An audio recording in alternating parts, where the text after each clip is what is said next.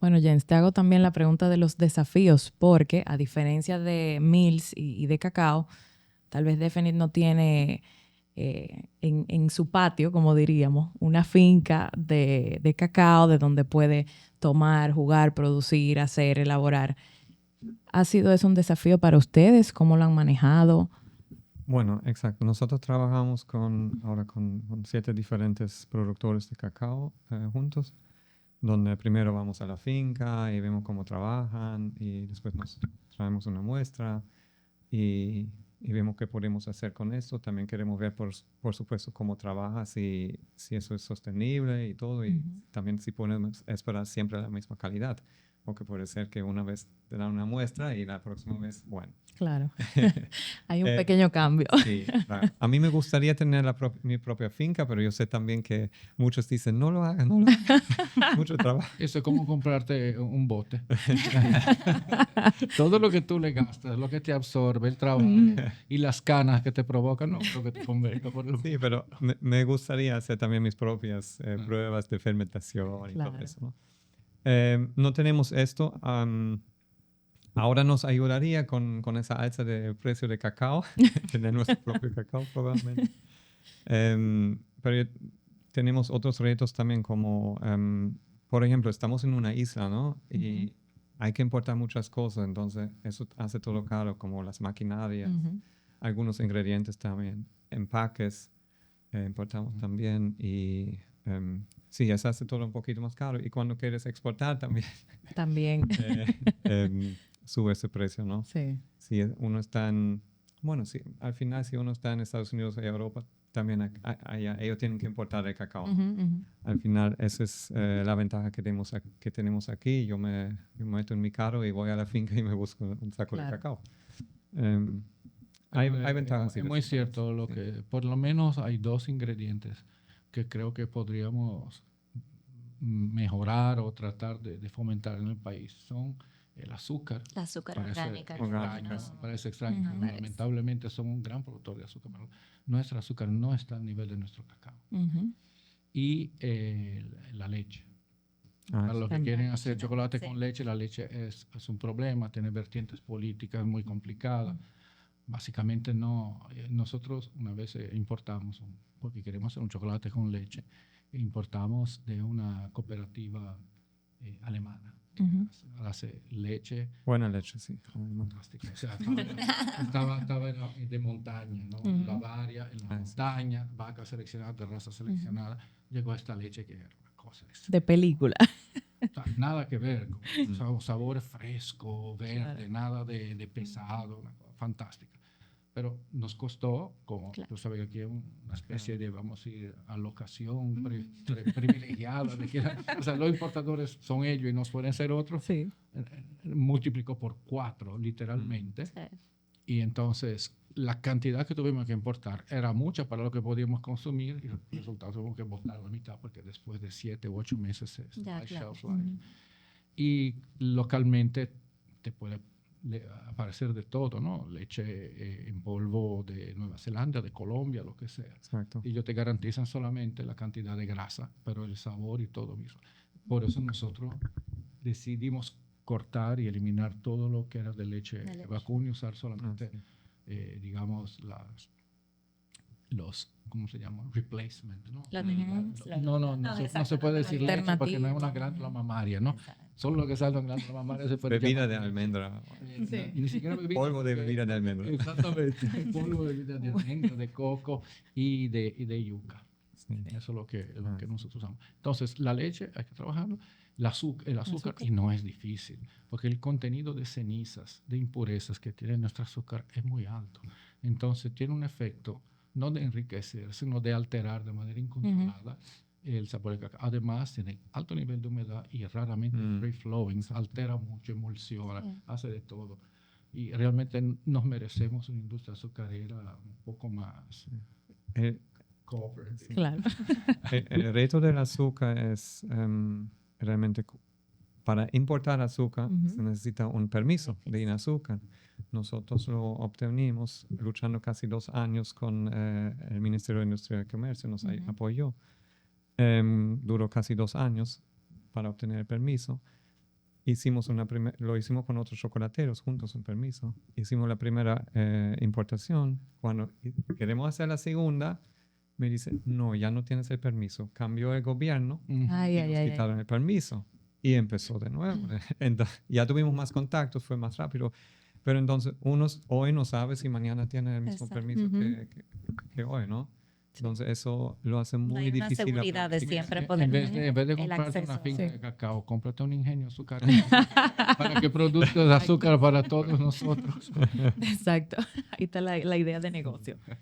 Eso era un tema también que comentábamos mucho.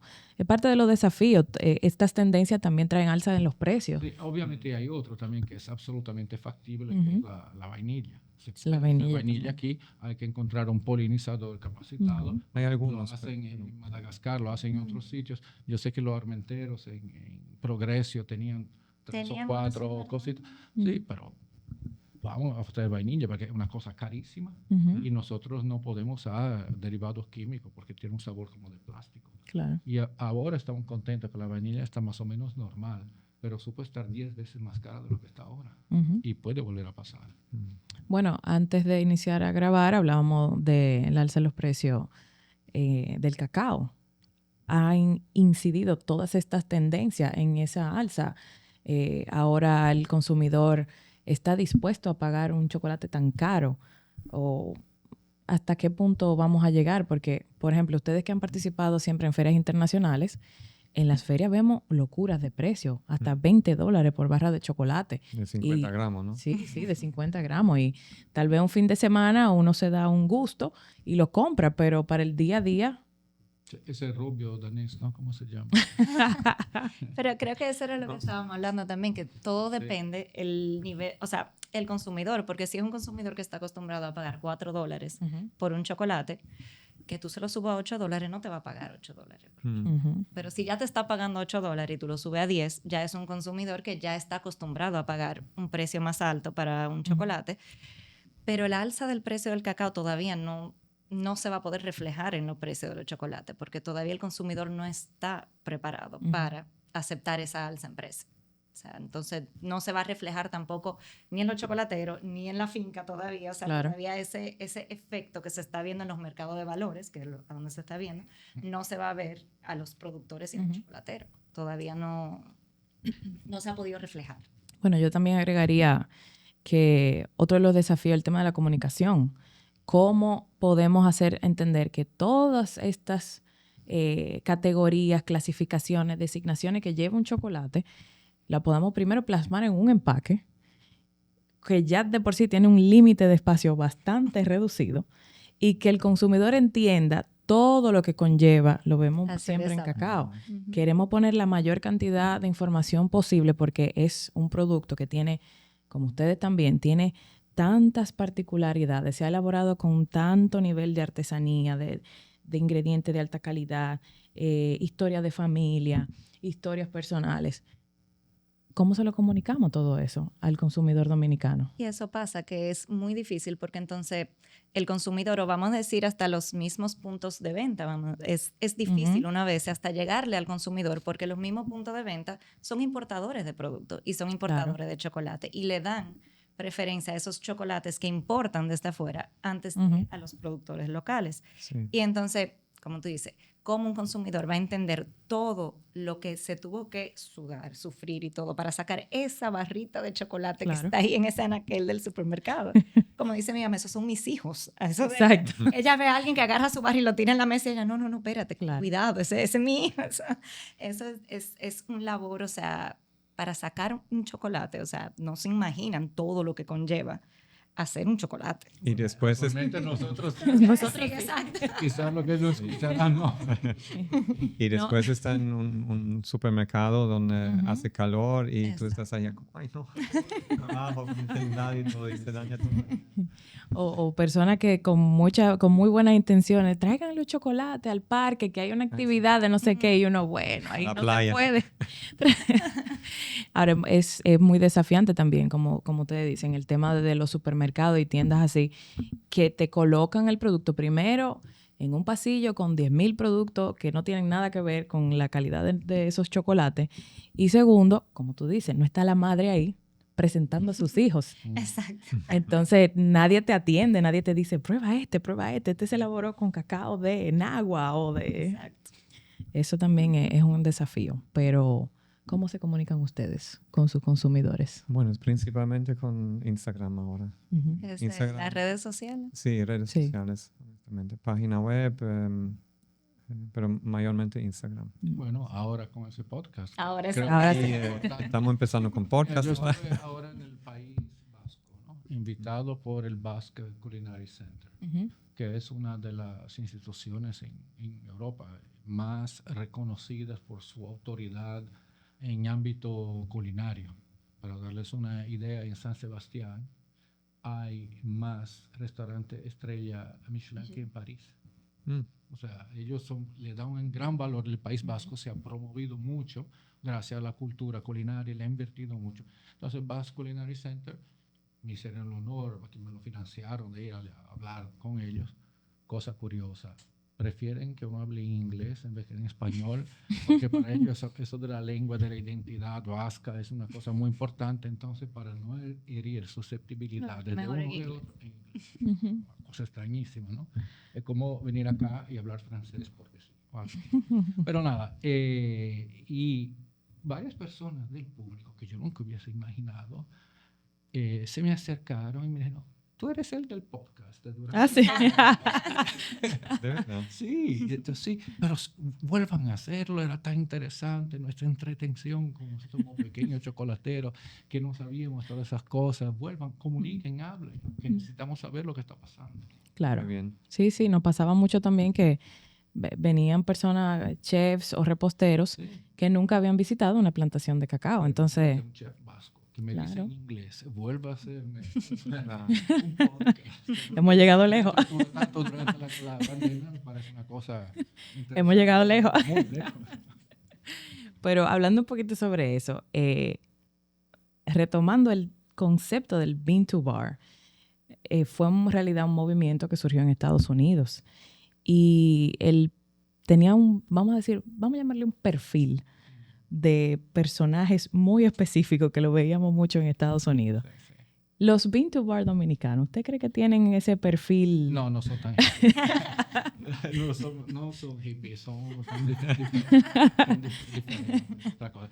Pero déjame no corregirte, sino darte quizá un poquito de trasfondo. Claro. El movimiento Bean to Bar no fue que nació en Estados Ujú, Unidos. ujú. El movimiento Bean to Bar siempre había existido en Europa, en el sentido de que el artesano chocolatero era parte del panorama, eso existía. Ujú. ¿Cuándo fue que murió el artesano chocolatero? Bajo la presión financiera del mercado de cacao en los años 70. ¿Cuándo pasó lo que pasó ahora? En el 70, de 76 a 77, el cacao pasó de $500 por tonelada a $5,000 por tonelada. Mm. Eso fue un momento dramático para todo el mundo. Los grandes cambiaron receta, lo mismo que está sucediendo ahora. La diferencia es que en ese momento duró mucho y fue estructural, debido a que el crecimiento del mercado se fue así y la producción se mantuvo así. Ujú. Mientras que ahora está pasando una cosa diferente. Eso, como lo hablamos antes, fue una tormenta perfecta de 3 o 4 elementos que entendemos que se va a normalizar en los próximos meses. Entonces, en ese momento, todos los artesanos chocolateros fueron lentamente comidos, fagocitados por la industria, pero era normal producir chocolate y existían los pequeños en Italia, no sé, el Venchi, Peirano y demás. En Suiza había muchísimos que eran, eso se conoce. Entonces, en Estados Unidos lo que pasó fue que retomaron esa posibilidad cuando el consumidor se hizo más exigente y empezaron las certificaciones y la diversificación dentro del ámbito de las materias primas y del chocolate. Entonces, se han creado todas esas como unidades satélite que han ocupado el mercado de los commodities diferenciados. Fíjate que todo ello era así, un poquito hippie, muy ideológicos y eran algunos ex artesanos, otros esquiadores, otros destiladores, otros científicos. Otros científicos, personas que no tenían que ver Claro. con esa industria. Schaffenberger era el productor de champán y su socio, un pediatra, ¿no? Sí. Entonces, eso fue lo que pasó. Y después la industria, de nuevo, reaccionó y se compró a parte de ellos, de nuevo. Entonces, dejando siempre los más extremos, los más débiles, los más extraños, para que vayan avanzando esas partes periféricas o satélites del mercado. Bueno, tenemos Steve DeVries, por ejemplo, sí. que era un fabricante de vidrios, ¿no? Un artesano soplador de vidrios. Tenemos todos los clientes nuestros, bueno, no puedo hablar mal de ellos naturalmente, pero son un perfil muy especial de personas entusiastas que están aprendiendo y que entran con gran vigor ideológico de nuevas ideas. Sí, sí. Muchos que trabajaban en industria de manufactura o formaban parte de equipos que fabricaban las maquinarias y empezaron a inventar también, o personas con aptitudes culinarias que también querían, como tú decías, probando en casa, sobre todo en la pandemia. Yo quería algo que yo pueda tocar o gustar. Sí. Degustar. Porque yo trabajaba con energía eléctrica, no se puede tocar, no se puede ver, entonces... No, y a mí siempre me gustaba estar en la cocina haciendo algo con las manos, ¿no? Crear algo es la mano que le enseña el cerebro, no viceversa. Ahora trabaja con la energía del chocolate. Exacto. Bueno, yo creo que una de las últimas preguntas que les quiero hacer es, usted lo mencionó un poquito ahorita, pero ¿se ha creado una comunidad de chocolateros en la República Dominicana o hay todavía demasiada competencia? Mira, la verdad es que yo entiendo que nosotros como comunidad de chocolateros nos apoyamos muchísimo. Yo entiendo que sí, obviamente hay una competitividad porque todos queremos vender nuestro producto y todo, pero sí hay hay apoyo entre uno. O sea, yo puedo llamar a Jens, mira, necesito, ¿a dónde tú hiciste el empaque de tal cosa? Y él me manda su contacto. O sea, hay un apoyo. O mira, se me dañó un melange, préstame uno por un mes. Claro. Como que hay un nivel de apoyo entre los chocolateros. Y más desde que empezó lo del Festival de Chocolate, que hemos compartido más, que nos hemos compenetrado más. Y que todos estamos pasando por los mismos desafíos aquí en este país. Entonces, si no nos apoyamos, lo que vamos a hacer es vamos a acabarnos toditos nosotros. Claro. Entonces, hay que apoyarnos. Eso es cierto. Eso es una realidad. Sí, yo lo veo igual. Yo tengo varios chocolateros que yo llamo y yo hablo con Ivonne o con Ifat, con otros chocolateros también. Pero hasta... en todo el mundo. Yo tengo un chocolatero en Jamaica, uno en Italia, que de vez en cuando hablamos y ya somos como amigos. Y también aquí en el país nos apoyamos demasiado. Claro. Y todavía tengo un melange de ti. By the way. Bueno, Jens y Fat, Maximiliano, quiero darle las gracias por estar con nosotros en el día de hoy, por enseñarnos un poquito más sobre Bean to Bar y tendencias en la República Dominicana. Que se repita. Que se repita, están invitados. Gracias. Nuevamente, cuando quieran. Traer a Ivonne también. Claro. Así que nada, ustedes, señores, los esperamos en el próximo episodio. Mándennos sugerencias de lo que quieren ver, que como ustedes pueden ver, estamos listos para transmitir todo el conocimiento. Y nada, nos vemos en la próxima. Gracias. Gracias. Bye.